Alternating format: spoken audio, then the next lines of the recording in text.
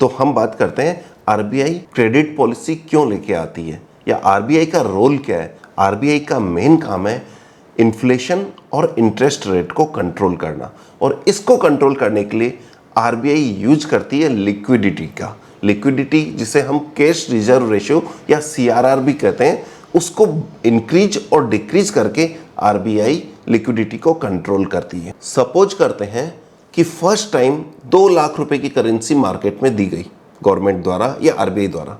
उस 2 लाख करेंसी में से कितना पैसा वापस बैंकों के पास डिपॉजिट होता है, ये एक बहुत इंपॉर्टेंट रेशियो है।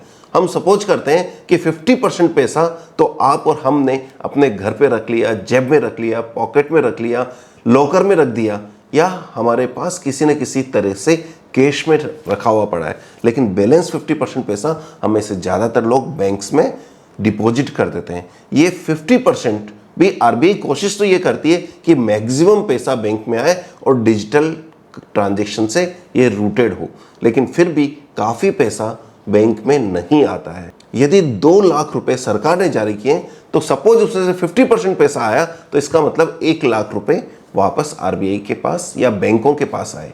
वो बैंक उसका क्या करेगी, बैंक उस पैसे को फिर से लोन देगी, लेकिन लोन देने से पहले बैंक को एक चीज़ ध्यान रखनी पड़ती है जिसको आरबीआई भी मॉनिटर करती है कि ये जो डिपॉजिटर्स है वो डिपॉजिटर्स यदि पैसा वापस लेने आ गए तो क्या होगा, कितना पैसा ये डिपॉजिटर्स बैंक से वापस लेने आ सकते हैं। इस केस में आरबीआई ने डिसाइड कर रखा है जितना भी डिपॉजिट बैंक्स के पास आएगा उसका 18% वो आरबीआई के पास जमा देगी as a SLR, as a reserve. Generally ये जो डिपॉजिटर्स होते हैं वो कभी भी बैंक से पैसा मांग सकते हैं, कभी भी उनको जरूरत पड़ सकती है, तो बैंकों को प्रोविजन रखना पड़ता है कि वो एक लिमिटेड पैसा हमेशा अपने पास कैश में रखें, और इस चीज़ को आरबीआई भी मॉनिटर करती है।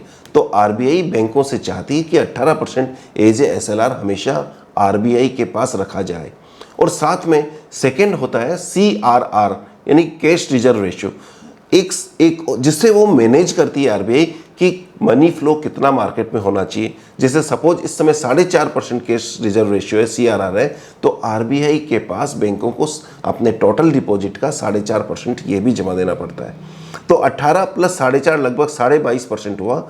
और साथ में बैंक भी अपने रूटीन के काम के लिए 7-8% पैसा रखती है या रखना चाहती है। सपोज बैंक ने 7-8% रखा तो इस तरह से टोटल लगभग 30% पैसा जो डिपॉजिट आया वो तो डिपॉजिट्स में ही चला गया, लेकिन 70% पैसा आगे लोन देने के लिए बैंक यूज कर सकती है। अब हम इसको इस तरह से देखते हैं कि ये जो 1 लाख रुपए बैंकों के पास डिपॉजिट आया उसमें से 30% तो रिजर्व में चला गया, कुछ आरबीआई के पास और कुछ बैंकों के पास। बैलेंस 70% पैसा ही बैंक लोन दे सकती है। सपोज बैंक ने 70% पैसा लोन दे दिया।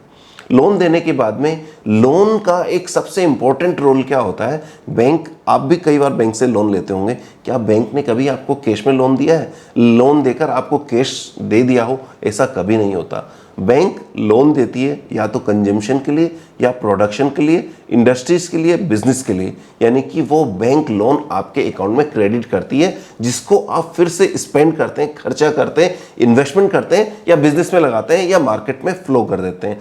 जब भी ये पैसा दोबारा से मार्केट में जाता है ई फॉर्मेट में यानी कि डिपॉजिट फॉर्मेट में, तो वो पैसा फिर से घूमकर बैंक में ही आता है या बैंक में जमा हो जाता है। जब वो पैसा फिर से बैंक में जमा हुआ तो 1 लाख का सपोज 30% कम करके 70,000 रुपये बैंक ने लोन दिया। 70,000 रुपये फिर से बैंक में किसी दूसरे अकाउंट के थ्रू वापस जमा होता है, उसका 30% फिर से बैंकों को रिजर्व रखना पड़ता है आरबीआई के पास और खुद के पास, और उसके बाद में बैलेंस 49,000 पैसा बैंक लोन आगे दे सकती है। और ये साइकिल इस तरह से चलता रहता है। जनरली हमने देखा 5-6 टाइम तक ये रोटेशन चलता है। तो थर्ड टाइम में 49,000 का 30% बैंक ने रोका और 34,300 रुपये लोन दिया। उसके बाद में फोर्थ टाइम में 34,300 का 30% बैंक के पास रिजर्व रहा और 24,000 बैंक ने लोन दिया, और उसके बाद में 24 का 30% रोककर 16,800 रुपये बैंक ने लोन दिया। अब ये जो बैंक ने लोन दिया ये बाजार में रोटेट होता रहता है और वो बिजनेस को बढ़ाता रहता है।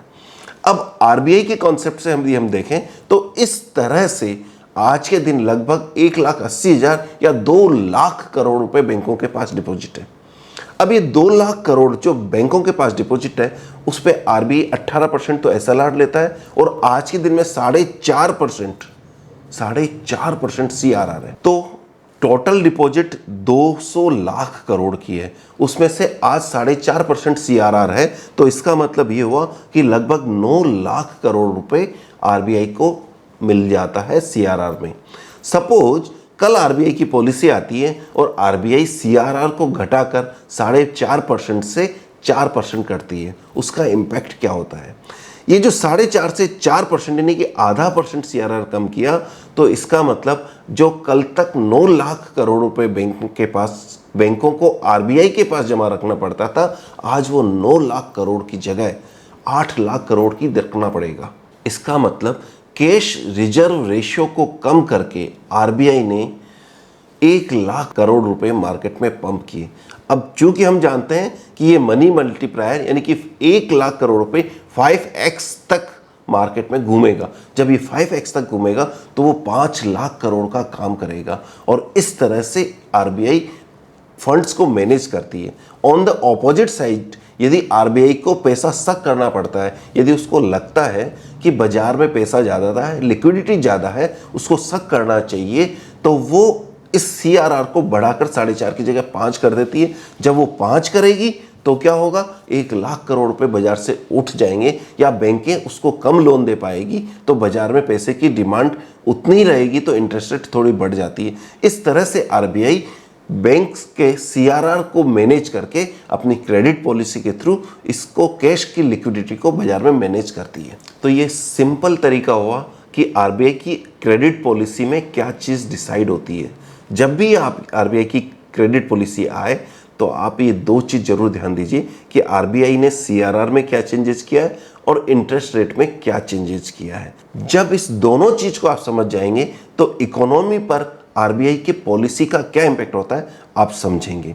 अब आरबीआई मनी सप्लाई को मैनेज करती है, उससे क्या क्या चीज़ इंपैक्ट होती है? Number 1 interest rate, investment, production, inflation और एक्सपेंसेस, इन सब चीज़ों को मैनेज करती है। और हमने पिछले वीडियो में भी बात किया है, आरबीआई ने 2015 में इन्फ्लेशन टारगेटिंग एक वर्ड का एक कॉन्सेप्ट दिया है, यानी कि आरबीआई 4% इन्फ्लेशन को टारगेट कर रही है।